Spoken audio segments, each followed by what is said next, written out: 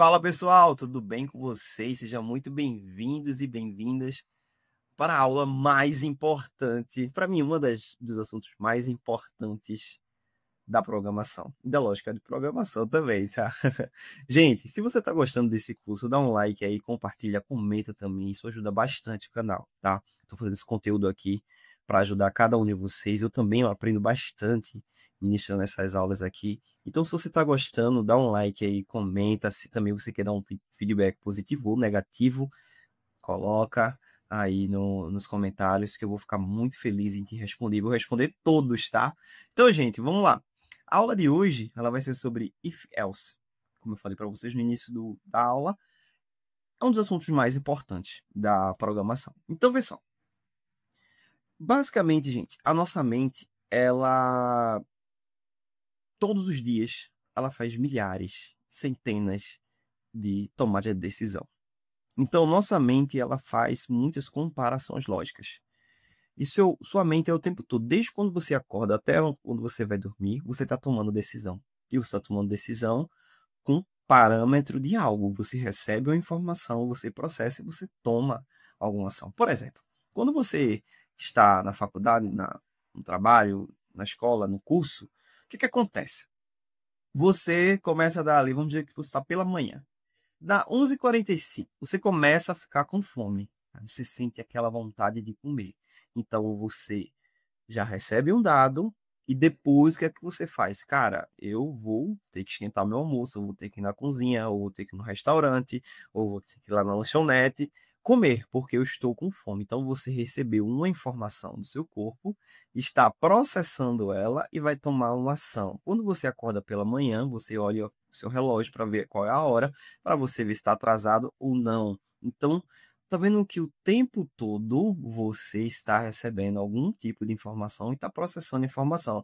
Seu celular, ele toca, aí você olha para ele, aí quando você olha ali é a notificação de um aplicativo, mas é uma notificação daquela pessoa que você ama, do seu pai, sua mãe, então de acordo com a notificação você vai ter uma tomada de decisão diferente, vai ter uma ação diferente. Você está vendo que, você concorda comigo, que todas essas ações que você toma, ela vem com um dado, com a entrada de um dado, com o recebimento de um dado.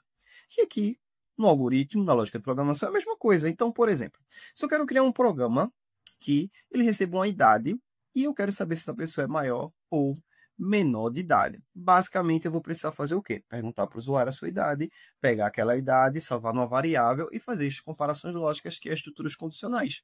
Beleza? Então, vamos lá. Vou criar uma variável aqui, idade, e vou colocar aqui ó, um int que eu quero converter. Lembrando que o input é uma função que traz um string. Então, basicamente, eu tenho que já converter o que vier do input. E dentro aqui dos parênteses, eu vou colocar o input e vou passar uma mensagem para o usuário dentro de aspas duplas. Qual é a sua idade? Beleza? Dá um espaço aqui para ficar bonitinho. E agora eu quero fazer uma comparação. Quero criar um programa se a idade do meu cliente for maior ou igual a 18, ele é de maior. Se não, ele é menor de idade. Deu para entender que, basicamente, você já colocou o if, o else, o se, o se não na sua mente, e sua mente ela já faz isso de forma automática. Agora, basta a gente desenvolver para que o computador ele tenha a mesma tomada de decisão que você está imaginando. Então, algo muito importante na programação, gente, é você entender a regra de negócio. A regra de negócio ela é muito mais importante que o código. Como assim, Matheus, regra de negócio? Você precisa entender o que o cliente, ou o seu gestor, ou o que você quer desenvolver antes de desenvolver o código. Porque o código está aqui para resolver um problema. Estamos resolvendo um problema aqui, Matheus? Sim. A gente está criando um algoritmo que ele pergunta a idade da pessoa e verifica se a pessoa é maior ou menor de idade de forma automática. Então, vou colocar aqui o if e agora vou fazer, gente, o teste lógico, que é o quê? Se a idade for maior ou igual a 18, significa, se essa expressão aqui, ó, como eu falei na aula passada, ela for verdadeira, vai rodar o bloco de código do if. Então, se a gente ler aqui, vamos ler o código. Se idade for maior ou igual a 18, aí eu vou dar um enter, eu vou rodar um print. Que print é esse? Você você é maior de idade. E se a pessoa, pessoal, não for nem maior e nem igual a 18, significa que ela é o quê? Menor de idade. Aí temos aqui, ó, o else. Vocês viram que esse bloco do print aqui, esse bloco de código, ele está dentro do if, porque ele está o que, gente? Indentado, ó. Tá vendo? Ele está dentro, porque o Python, ele não tem abre chaves e fecha chaves, como o C Sharp, o Java, o próprio PHP e outras linguagens que trabalham com a questão mais semântica. O Python, ele trabalha muito na indentação. Então, tá vendo que esse else ele não está dentro do if, ele está fora, mas o print está dentro do if. Ó. Então, se esse if aqui ele for verdadeiro, essa expressão aqui der verdadeira, ele vai rodar esse print. Se essa expressão for falsa, ele vai rodar esse else, que basicamente é isso aqui, ó. Print, você é menor de idade. Beleza? Então, agora vamos rodar o nosso código. Olha aí. Se o seu demorar um pouquinho, gente, porque provavelmente você está rodando a primeira vez, tá? Mas ele vai rodar. Vou colocar aqui em 15 anos. Pronto. Aí o que acontece? 15. Tá vendo que eu tô aqui, o valor da variável é 15 e o tipo da variável é int, porque você converteu aqui, ó. Tá vendo? Então, vamos lá.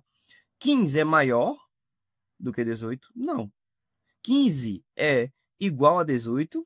Não. Aí deu falso e falso. Então, quando essa expressão retorna falso, ele vai rodar esse print? Não. Ele vai rodar o bloco do else, porque se esse cara deu falso, eu rodo o else.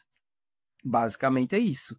Então, gente, de uma forma simples, o if, ele só vai rodar, o bloco do if, ele só vai rodar se essa expressão for verdadeira. Se ela for falsa, ele vai rodar o else, que é o se não. Então, esse print aqui, ó, ele só vai rodar com essa expressão dando verdadeira.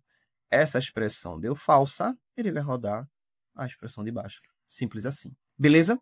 Agora, o que é que a gente vai fazer? Vamos fazer um if maior, que tem um else. Porque o Python é muito simples. Então, ele faz o quê? Cara, em outras linguagens é else if, ou se não se. Aqui, né, ele pegou o início do else, que é o el, e juntou com o if. A gente chama else. Você pode chamar de else if também. Tá bom? Então, basicamente, nesse momento, vamos aprender agora o else e o if. Porque, Matheus, nem sempre eu vou utilizar só o if e else. Preciso utilizar mais coisas para comparar uma nota de um aluno. Se o aluno passou, reprovou, está em recuperação, eu preciso utilizar mais testes lógicos. Eu só estou utilizando um aqui, que é o primeiro do if, e se o if for falso, eu rodo o else. Se for verdadeiro, eu rodo o if. Mas agora você vai aprender a rodar com mais comparações, que a gente chama de comparações estruturas compostas, tá? Pronto, gente. Agora, você vai desenvolver comigo aqui uma solução. Vamos criar um algoritmo para analisar uma nota de um aluno, tá? E aí esse algoritmo, ele vai ter mais de uma comparação lógica. Por exemplo, se o aluno tirou mais ou igual a 7, ele foi aprovado. Se o aluno ele tirou de 4 até 6, automaticamente ele está em recuperação. Se ele tirou 6,9, de 4 até 6,9, ele está em recuperação. Se ele tirou menos que 4, ele já está reprovado. Então, vamos desenvolver essa funcionalidade, tá bom? Então, vamos lá. Primeiro, eu vou criar uma variável nota.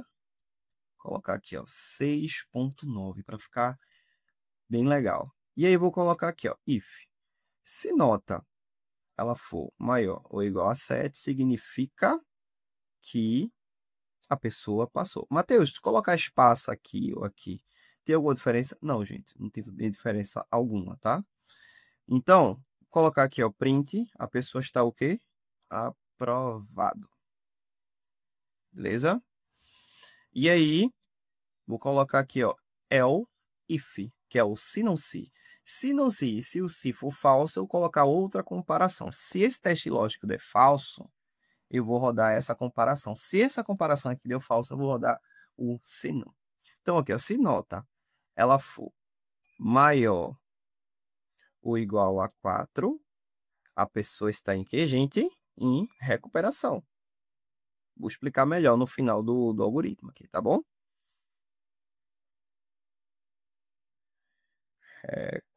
recuperação. Se não, se a pessoa nem tirou mais que 4 e nem mais que 7, significa que ela tirou menos que 4. Então, se não, vai rodar aqui. Eu estou com um teclado americano, eu fico perdidinho aqui.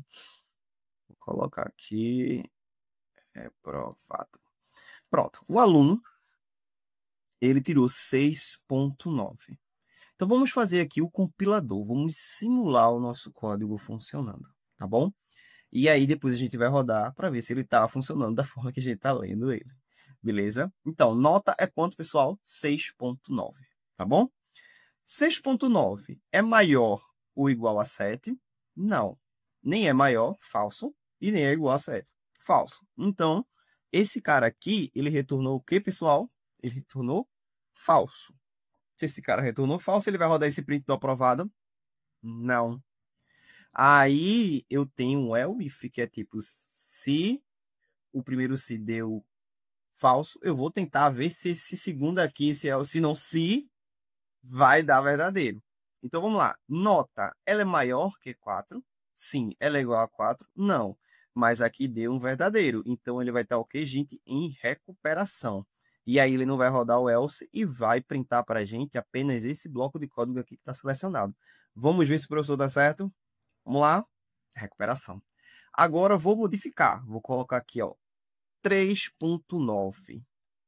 Beleza? E vou rodar e o aluno vai estar reprovado. Oxe, Matheus, como assim? Vamos lá? Vamos ler aqui, um por um.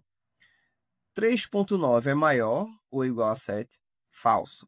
3.9 é maior que 4 ou igual a 4? Maior que 4 ou igual a 4? Falso. Então, se aqui deu falso, significa que ele é menos do que 4. 3.9 é menor que 4, então a pessoa está reprovada. Como assim, Matheus? Reprovou por conta de 1/10, acontece, tá? E aí, vou colocar aqui uma nota legal. 8.7. 8.7. O primeiro deu certo, gente. Ele não roda nem mais esse e nem mais esse. Essa é a tua dúvida. Porque quando a gente está com o if e o else composto, que tem mais, tem um else if, o if, qualquer um que der verdadeiro, ele para de fazer a comparação. Ele viu que nota é maior ou igual a 7. Então, ele vai rodar esse código aqui e não vai nem comparar com esse e nem com esse. Aí você fala, então, Matheus, em vez de eu fazer o se, eu vou fazer o se e o else, o if, o else, if, o else, eu vou fazer um monte de if. Por exemplo, e aqui iria dar erro. Por exemplo, eu vou fazer o teste aqui, ó. Vamos lá. Vou fazer isso aqui, ó. Olha o erro que iria dar. Vê só. Ele vai dar aprovado em recuperação, porque você está colocando dois ifs. Por quê? 8.7 também é maior ou igual a 4. Tá certo? Então, ó, deixa eu mostrar aqui para vocês, ó, aprovado em recuperação. E isso dá erro. Por isso que a gente utiliza o else. Por quê? Basicamente, você está criando um bloco de código. Se um desses for verdadeiro, ele vai parar de fazer as comparações. Se você colocar if, ele vai fazer a comparação em todos. E dando verdadeiro, ele vai imprimir. Então, se a gente sabe que a nota ela é maior ou igual a 7, ele já está aprovado, para que eu vou verificar aqui embaixo o else? Ele vai finalizar ali o bloco de comparação. Por isso, tão importante do else. Porque teve um aluno que perguntou para mim, professor, por que a gente não coloca um monte de if e resolve essa complicação? Aí eu expliquei essa alternativa para ele. Beleza? Então, gente, aqui embaixo está o testezinho para você fazer com 30 questões. Pratica, corrige as questões, vê lá no final, vê qual foi a tua pontuação, porque o foco aqui é o aprendizado. Beleza? Beijão, fica com Deus. Mais uma vez, dá um like aí.